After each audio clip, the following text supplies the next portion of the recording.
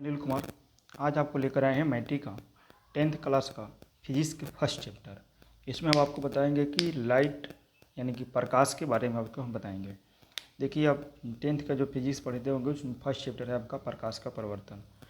ठीक है, ये प्रकाश का परिवर्तन का साइंस का फर्स्ट चैप्टर है फिजिक्स में।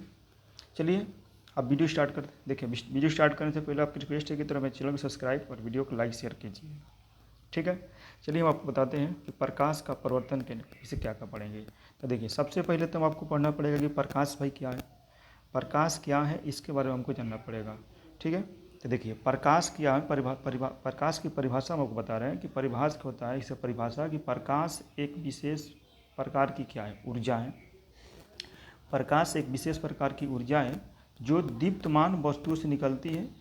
यह जब किसी वस्तु से परिवर्तित होकर आँख के रेटिना पर पहुंचता है तब हमें देखने की संवेदना उत्पन्न करता है। इसी विशेषता को क्या करते हैं, प्रकाश कहते हैं। ठीक है, प्रकाश अब आता है कि प्रकाश के गुण। देखिए, इस प्रकाश की परिभाषा तो उतना परीक्षा के लिए इम्पोर्टेंट नहीं है, लेकिन इसका जो गुण है, इसका जो प्रॉपर्टी है, इसमें मतलब आपको परीक्षा में पूछ सकता है। और ये बहुत ही परीक्षा में पूछा है। यहाँ तक के लिए इसको अगर कंपटीशन के भी एग्जाम देते हैं तो इसी में कब पूछेगा कि प्रकाश क्या है, तो प्रकाश एक ऊर्जा है। प्रकाश किससे चलती है, तो प्रकाश एक सीधी रेखा में गमन करती है। आगे चलते देखिए बताते हैं कि प्रकाश का गुण। देखिए, प्रकाश के गुण में हम आपको पहले बता रहे हैं कि प्रकाश का गुण जो पहला है कि प्रकाश एक ऊर्जा का रूप है। ये भी आपका ऑब्जेक्टिव में पूछ सकता है। प्रकाश विद्युत चुंबकीय विकिरण है, ये भी पूछ सकता है कि प्रकाश विद्युत चुंबकीय विकिरण है। ठीक है, आगे बोल सकता है आपको कि प्रकाश के गमन के लिए किसी द्रव्यमात्मक माध्यम की आवश्यकता नहीं होती है। यानी कि किसी भी माध्यम की आवश्यकता नहीं होती है प्रकाश के गमन के लिए, नहीं होती है। अर्थात प्रकाश निर्वात में भी गमन कर सकता है, अर्थात प्रकाश निर्वात में भी गमन कर सकता है। देखिए, आप अगर इसको वीडियो देख रहे हैं तो आप कब अगर मैट्रिक में पढ़ रहे हैं, अगर 2025 में एग्ज़ाम देने वाले हैं, तो आप इसको कॉपी में लिख के देखिएगा, फिर आपको समझ में आएगा कि कैसे ये पढ़ाई हो रहा है। ठीक है, आप इसे वीडियो देखिएगा तो आपको बहुत कम समझ में आएगा। जैसे आप कॉपी में लिख कर पढ़िएगा तो आपको समझ में आ जाएगा कि हाँ पढ़ाई कैसी हो रही है। ठीक है, देखिए अब आपको बताते हैं कि दूसरा अगला पॉइंट है मेरा कि प्रकाश से कि हवा या निर्वात में प्रकाश का वेग सबसे अधिक होता है।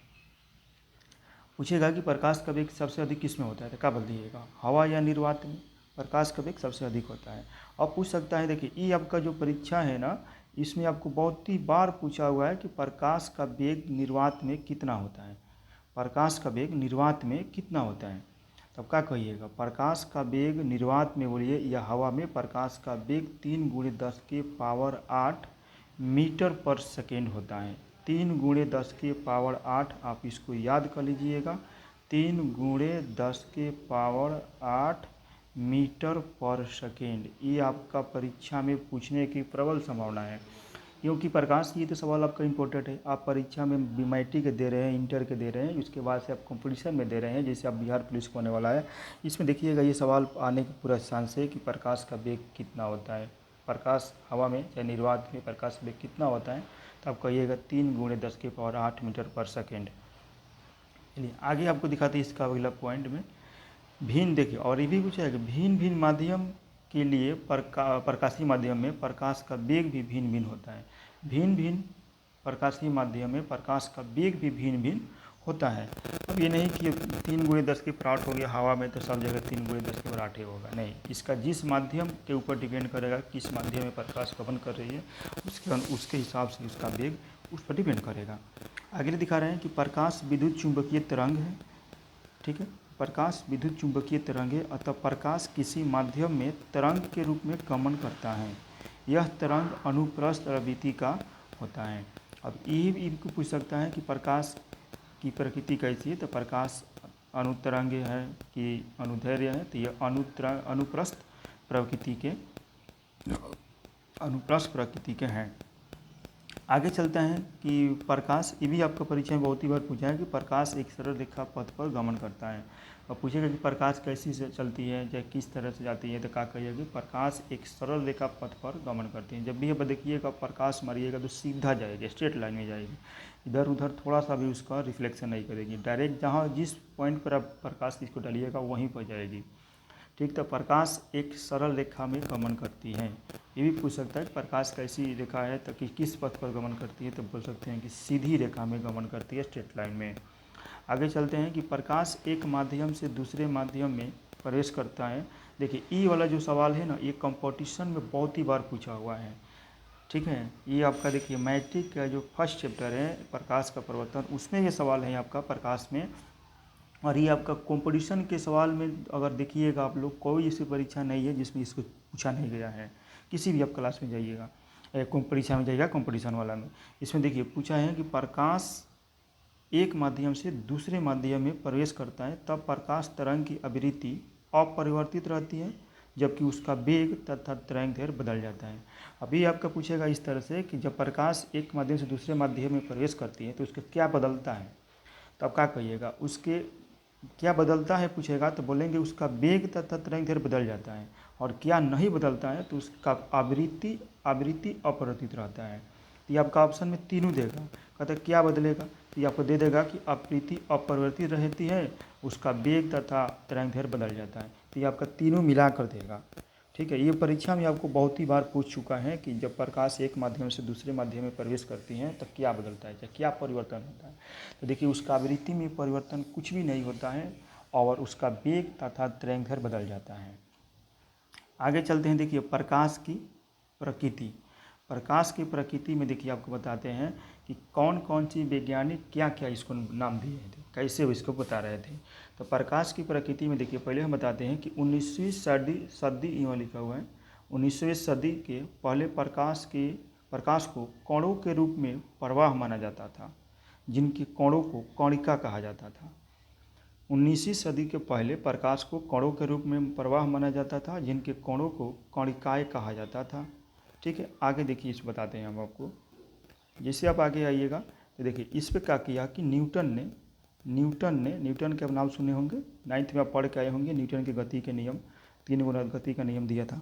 तो न्यूटन ने प्रकाश की कणिका सिद्धांत के आधार पर प्रकाश के प्रवर्तन तथा अपवर्तन के नियमों का व्याख्या किया।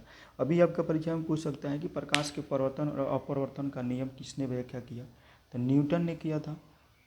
उसके बाद से अगला आपका साइंटिस्ट है आपका हाइगन ने क्या किया कि 1678 ईस्वी में हाइगन नाम के वैज्ञानिक ने यह माना कि प्रकाश तरंग का एक